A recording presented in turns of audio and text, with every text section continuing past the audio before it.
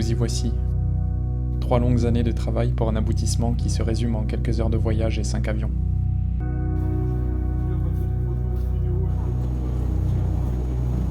Nous survolons l'Arctique par 70 degrés nord.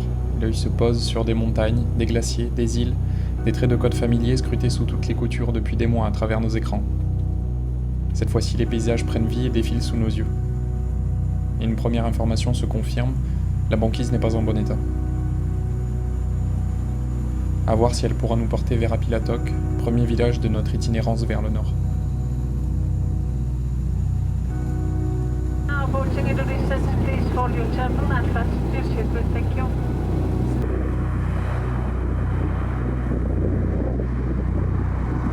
On vient d'atterrir au Groenland, ça y est.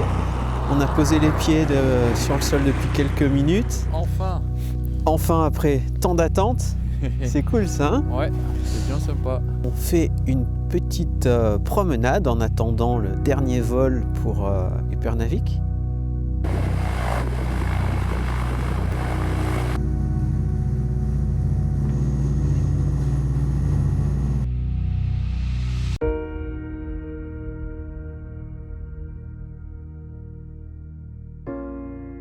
Upernavik sera notre première étape. 1000 habitants, métropole d'un archipel aux confins du monde, un écrin de neige et de glace paradoxalement atteignable en 2 jours depuis n'importe quelle grande ville européenne.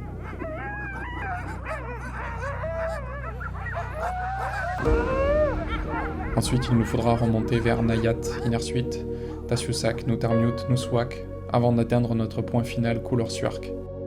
Singularité aux portes de la baie de Melville, l'une des zones les plus austères et isolées de la planète, mais bel et bien peuplée depuis des millénaires. Les chasseurs sont ici les âmes de la glace et sont témoins de changements rapides affectant directement leur quotidien. Il nous sera intéressant d'en discuter avec eux et de découvrir leur mode de vie au cours de notre expédition de 2 mois qui nous amènera à traverser ces communautés inuites de la côte nord-ouest du Groenland. Nous nous déplacerons à ski sur la banquise en tirant chacun notre traîneau appelé Pulka. Quand tu regardais par le hublot, t'avais pas trop envie de sourire. Ah bah quand j'ai vu la banquise, ouais, ça refroidit si on peut dire. C'est pas vraiment ce qu'on attendait, ce que j'imaginais en termes d'ouverture, de l'eau libre qui grandissait à mesure qu'on allait vers le nord, arrivé à Upernavik. Bon voilà, on s'attendait à des conditions difficiles, mais j'imaginais pas ça aussi ouvert, aussi fracturé, surtout après les dernières images qu'on avait vues. On est entouré de mer, l'île est quasiment entourée partout de mer. Alors il y a du blanc, mais